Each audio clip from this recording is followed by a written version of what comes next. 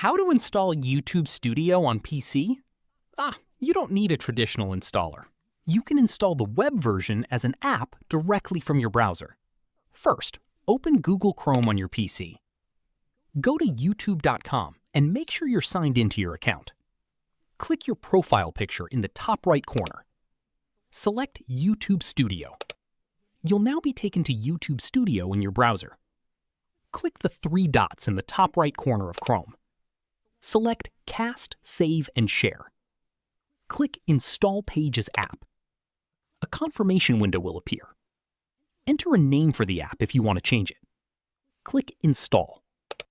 YouTube Studio will now open in its own dedicated app window on your PC. Now you can quickly open YouTube Studio directly from your Windows desktop. And that's how you can install YouTube Studio on your PC. If this tutorial helped you, don't forget to like this video, subscribe for more helpful YouTube tutorials, and I'll see you in the next.